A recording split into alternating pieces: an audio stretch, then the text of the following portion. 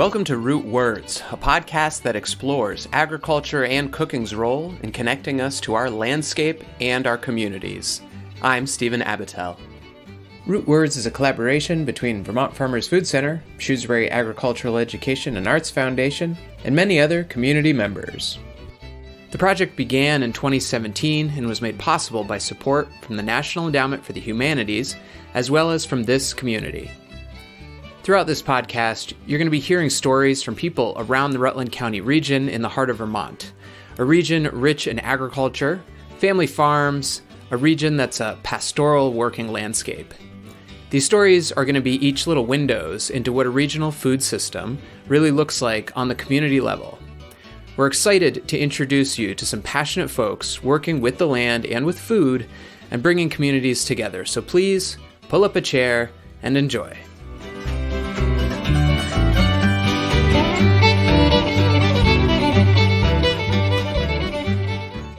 Before there was home delivery, before there were supermarkets, before there was refrigeration, even before people cooked their food, people fed themselves and their families by foraging their landscape.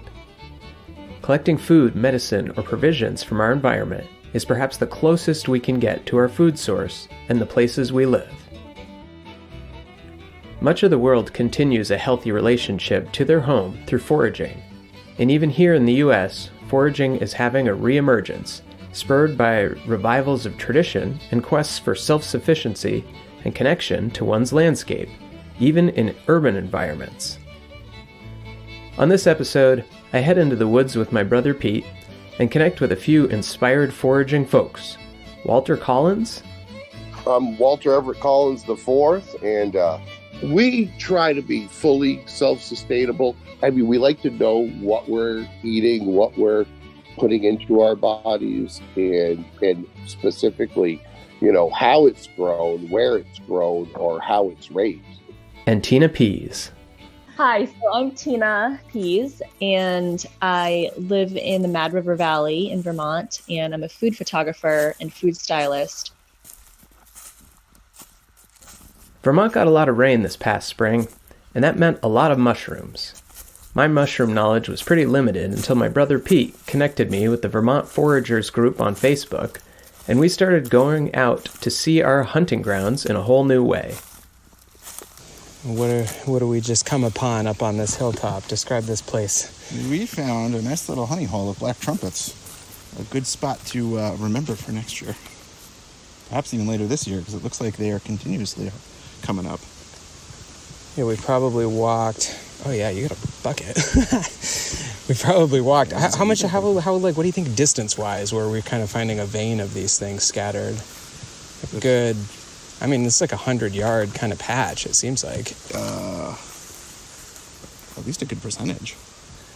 It wasn't very wide, though. It may have been 20 yards wide. And I'm looking down at my feet. Not anything usually more than, maybe 10 yards out. And that's stretching it. Every once in a while I have to stop and look around and look at the trees, too, to see if anything cool is growing on them. It's definitely looking at the land in a different way. The Vermont Foragers Group is a community of over 11,000 who share photos, identifying information, recipes, and fungi-related memes from time to time. With so many folks posting photos from their last forage, it's like a real-time phenological forecast, and you have a sense of what you might want to look for and learn more about on your next forage. Now, I wouldn't suggest eating a mushroom you found because someone on the internet told you to, but a good foraging community can get you in the right ballpark, so you can use your own observations and resources for identification. Ooh, just saw a lot of yellow. Ooh, a lot of yellow. Oh, boy. Oh, yeah. Oh, yeah. This looks good. This looks like a chanterelle patch. Nice. So exciting. Just find the forest productive here in end of July. I could see why this could be. I've only been out here about an hour. I can see that this could become addictive. It's a way of life. I'm like seeing a little flash of pattern or color, and I just want to go skipping off through the forest towards it. Vermont Forages Group moderator, Walter Collins, gave me a lot of guidance this past season, so I called him up to learn more about his foraging practice. I'm Walter Everett Collins the fourth, and actually born and raised in the city. Well, I had a grandfather who lived in the country in Rehoboth, Massachusetts, and I'd spend a lot of time there. And he always had us in the woods. He'd always take us kids up in the woods, and he'd teach us, what we could eat, what we couldn't eat, from real basic mushrooms like black trumpets and chanterelles and porcinis. God, what else? Lobster mushrooms and turkey tails for teas and medicines and stuff like that.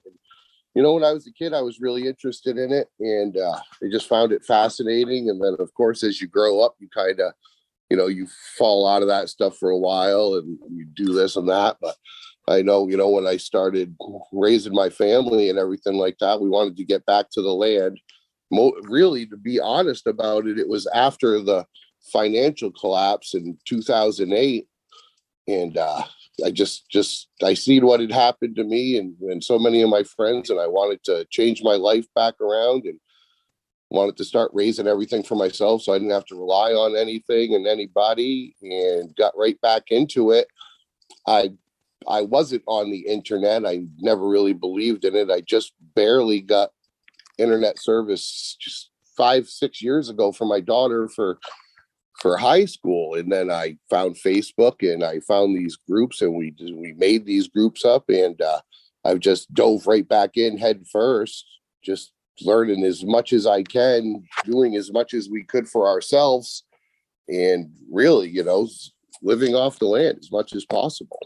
So I found you through my experience with Vermont Foragers Facebook group, which I've learned a ton from this summer, spring and summer, and that's how I came across you and all the kind of mentorship it seems like you're giving in that group. So could you talk a little bit about like what that group is and what your role is? Yeah. So when I discovered Vermont Foragers, it was pretty much kind of like what you're saying there. We were already doing stuff in the woods ourselves, of course, like we'd had been doing for the last decade. I mean, the group, I thought, even for me, was essential in helping me learn things I didn't know about it. Like aborted entelomas, like I had never really heard of those. Shrimp of the woods is their common name. And I became a part of the group as a moderator, and I truly try to spend as much time on there as I can. We have a very busy life as it is, but it's just very enjoyable. And I like the community because so many different groups, they take on a role. People get sarcastic with each other. I find Vermont Foragers to be a kind place and just a genuine spot. And I've gotten to meet so many people in everyday life, in real life, by coming up and visiting with us or saying hello, and, just getting to meet folks. But it pushes me even further to learn more and more, because I want to be as helpful as I can and informative as I can when others ask questions. I think that all we can do every day is constantly learn. Anyone can benefit from being a member of Vermont Foragers. There's people there that can answer questions about West Coast mushrooms or Southern mushrooms, or, even other countries. I'm pretty sure we have some members from, Europe and stuff like that. And they're always really informative. And some of the stuff they're used to eating over there is stuff that a lot of us wouldn't think of eating here. But they know how to process it. They know what to do. And it's just incredible.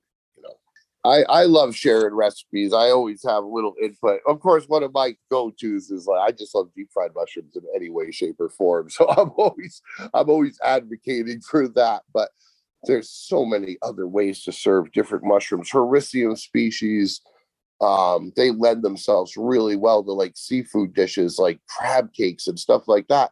And to be perfectly honest, if you made crab cakes with like a Hericium coralloides or a Hericium marinaceus or an Americanus, you'd be hard pressed to tell the difference from that and real seafood, which also leans it very beneficial to like vegans and vegetarians because they can get those same flavors, without, going against what they love and what they do.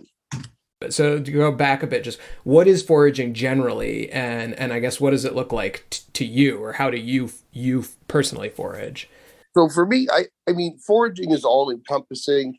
It's, it's sourcing your food from the wild, whether it be hunting or gathering, collecting. It's really all encompassing. It's just bringing more to the table without having to go to the grocery stores, really, to me. Just can you list some of the stuff that you do with your family to provide? Oh gosh. So we try to be fully self-sustainable. We absolutely buy grain and feed for our animals, but for the last decade especially, we've raised all the meat that we utilize in our house through, a sustainable homestead farm.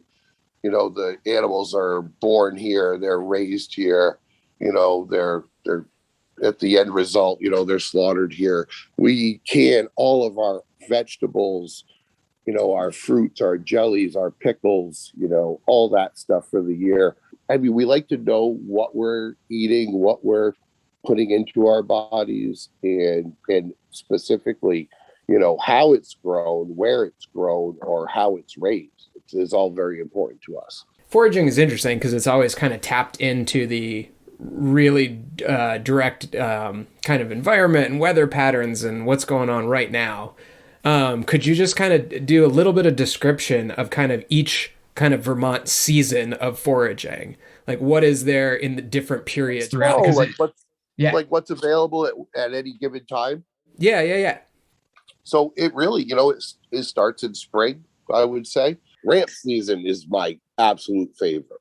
I will say that. I mean, we're blessed up here in early spring, so we'll be out, maple sugaring, and you'll be out there in the snow's knee deep when you start, and then by the time you're done sugaring, real early spring, when you're out there in the maple yards and especially in the right environments, you'll see they'll start popping up real early, man. And ramps are just delicious.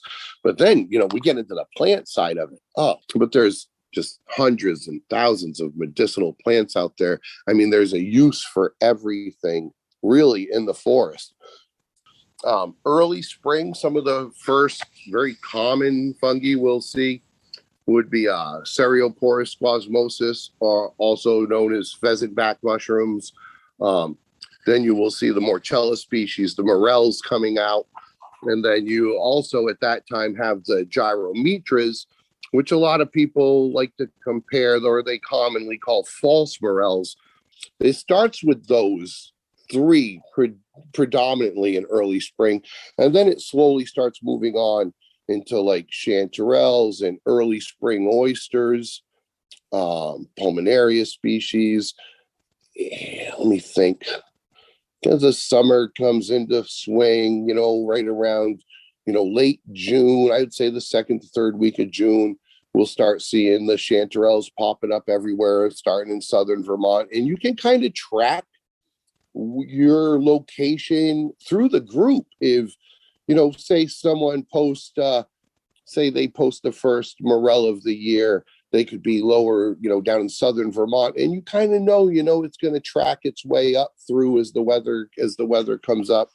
My favorite time is late summer going into fall, because there's just everything. It's almost impossible to list.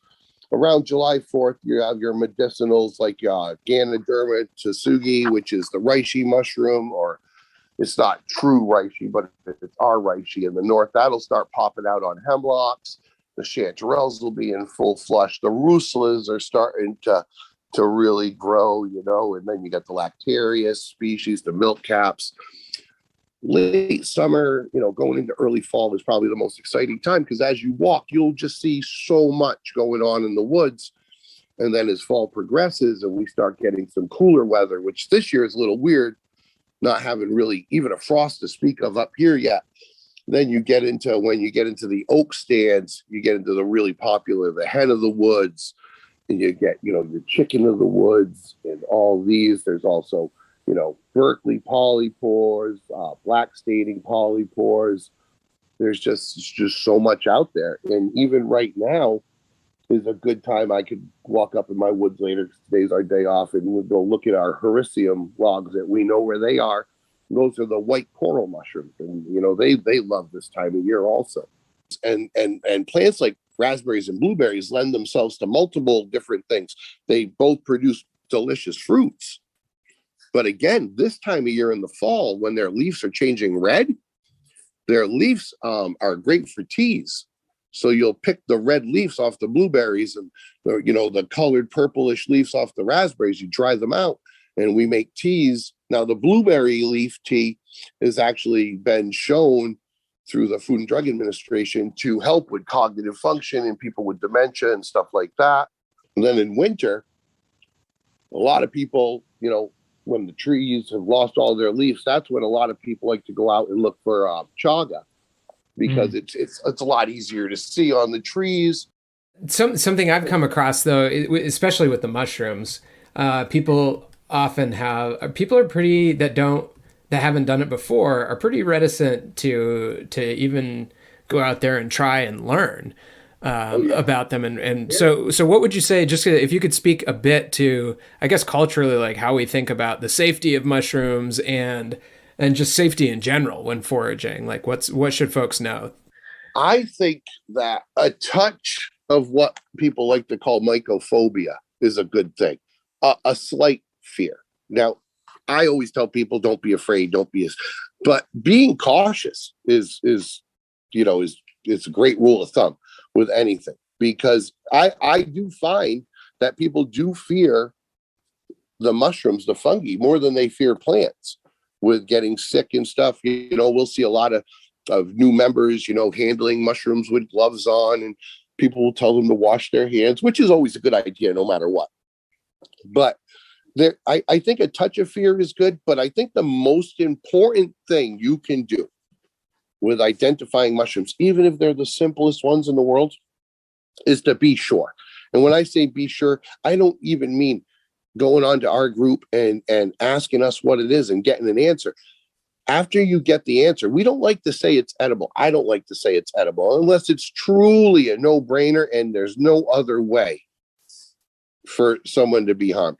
I like to give them a name and say, look it up, research it. You know what I'm saying? Make your own decisions. And even a good edible mushroom, let's say, this is a great example with me, for example, chicken of the woods, so Latipora species. I simply can't consume chicken of the woods. There's just nothing I can do. I've tried it a dozen ways, and each time I've gotten cramps and stomach hurt and stuff like that, whereas my whole family can eat them. They love them. So everybody's a little bit different. You don't know how you're going to react to something. So even with a great edible mushroom, I'd always like to say, eat a little teeny bit. You know what I'm saying? Say try an ounce of it, and then give yourself, 12 hours, see how your body reacts to it, because anyone can have an ill reaction. Anyone can. Now, I just thinking about, a lot of folks getting into the forest to do this, to forage. I am interested in, what are your thoughts, or I don't know, just thoughts on or like community guidelines on the the sustainability aspect of foraging. So there's two whole schools here, man. Sustainability is the most essential thing. Now, I would say sustainability plays more a role in the harvesting of plants than fungi. Okay. So that's where, if you just go down and pick plants and you're digging bulbs, or you're taking fiddleheads, and instead of, when you see a nice group of fiddleheads, say there's 6 little fiddleheads sitting there, take, half or 30%, leave the other ones there to unfurl and build the energy back up in the crown for the next year. If you go there and you do what I've seen people do, is take a knife and cut everything off, that plant is not going to survive. No matter what anyone says, it's not going to survive. If you take all the ramps, and this is a huge one.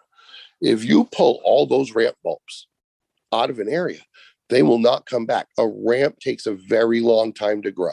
It takes 5 to 7 years from seed to produce a sustainable bulb.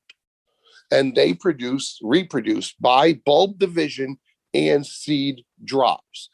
The seeds for these plants drop right onto the plant, so you'll find them in clumps. Mushrooms, on the other hand, run with a mycelium network. So the mycelium network is under, say it's in a log, it's in the cambium layer of the log, or in a hardwood log, it's in the heart, and it comes out through those cracks and branches. So by picking the fruit on a mushroom, you're only picking the fruit. The cambium, the mycelium, is going to refruit again the following year. Okay. Today, I see what happens when people, overtax an ecosystem for their own benefit, and it's not good. It doesn't help anything. You can get the same results, but it will take you longer just to do it sustainably. You can, instead of going into one spot, say it's an acre or 2 or 100 acres, which up here we have hundreds of acres of ramps right up the road from me. And if you go into an acre or 2 and you try and fill that bag as quickly as you can, so you can get out there and you can get to the cellar, you can get to market or the restaurant or whoever or whatever, you're doing damage. If you take your time, you see a clump of ramps, you take 30%. It's going to take you a little bit longer, but the end result is they're going to be there forever. I guess one of my last questions on here is just kind of a general, like, what would you like anyone listening to this, right? It's kind of just a general sort of audience. What would you like folks to know about foraging and about the Vermont forest and landscape? Well, the Vermont forest and landscape is changing, and it's terrifying. We're losing trees that are host trees, elms to Dutch elm disease. So morels predominantly, years and decades back, were found around elms. Of course, with the elms leaving, they're also found around ash trees, white ash, brown ash. They're also under attack from the emerald ash borer. So our forests are changing, and through logging and stuff like that, it's not always the best thing to do. I think anything people can do that like to forage, don't just forage, think about the future, spread seeds, plant trees. You can never plant too many trees. I hate to say this, become a member of the Arbor Day Foundation or whatever you want. It doesn't matter to me.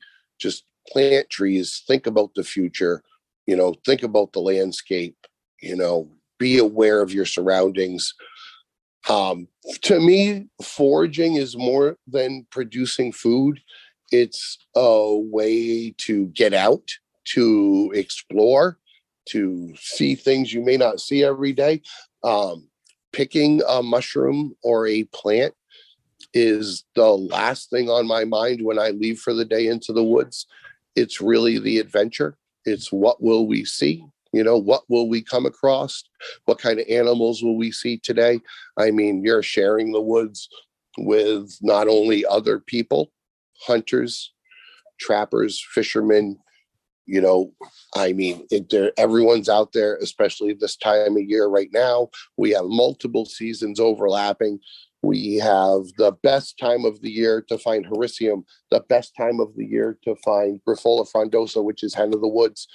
But we also have the best time of the year to hunt grouse and squirrel and white-tailed deer and black bear and moose season. And these are all together right now. So we're all out there. And I think it's good to be aware of your surroundings, to not just walk aimlessly, but to, when you're walking through the woods, to look in front of you, look above you, look into the trees, look below the trees, and see what's in front of you. Just don't get what I like to call, forager vision, which is when you're just staring at the ground right in front of where you're walking, looking for what you're looking for. Be aware of your surroundings, be aware of others that are in the woods with you, be safe. I think that's important. And even though our state doesn't require any type of safety clothing when you're out in the woods, I would like to say that if you're a hunter or a gatherer or anything, just to always remember that it's easier to see you if you have something bright on. If you're bringing your pets with you and your friends, put something bright on them so people can see them, so that they don't blend in. It's a great time of year, and it can be a dangerous time of year if you're not cautious. Hunting and foraging for wild food really reveals the importance of access to land. Community gardens are a nice solution in towns for folks that might not have access to land or tools for growing their food. But deer need much more space, and a porcini needs specific wild conditions to grow. Alternative solutions for land access don't quite fit. We heard a little about the struggle for land access from Chief Don Stevens of the Nulhegan Band of the Abenaki in Episode 10, Indigenous Food Sovereignty in Vermont. For many Vermonters, land access is important for maintaining traditions and connecting to community and landscape, and for many, the access is out of reach.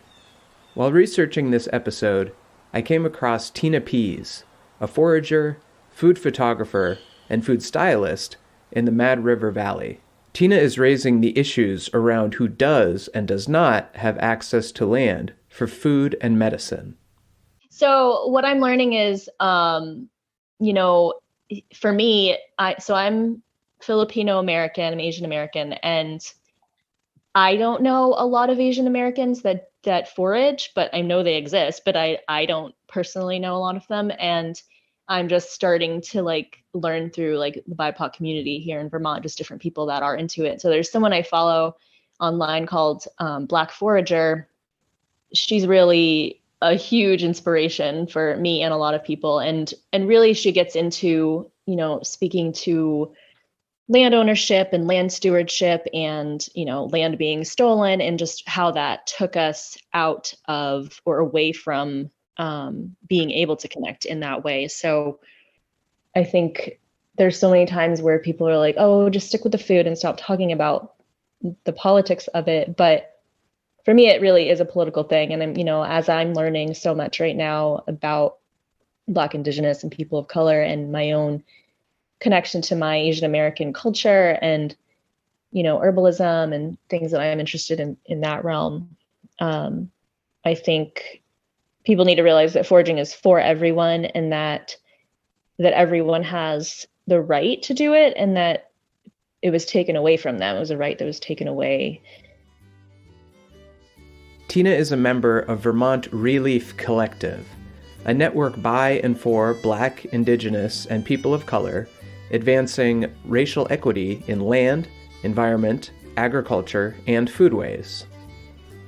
Like a mycelial network, groups like Vermont Foragers and Vermont Relief Collective are connecting lots of sources of energy, resources, and information in the area, enriching the landscape. We'll be connecting again with Tina Picz and more Vermont Relief Collective folks on future episodes of Root Words. This episode was produced by Stephen Abatiell. Special thanks to Walter Collins, Tina Picz, and the Vermont Foragers community for ID support and inspiration. To learn more, check out Vermont Foragers on Facebook and Tina Picz on Instagram at Vermont Food Photo. You can learn more about Vermont Relief Collective at www.vtrelief, spelled RELEAF, collective.org. For a real treat, and this is highly recommended, check out Alexis Nicole on Instagram or Facebook at Black Forager. Our musical themes are by the Salt Ash Serenaders. We are a project of the Vermont Farmers Food Center and SAGE. Thank you all for listening and for being a part of our local food system. We'll catch you next time on Root Words.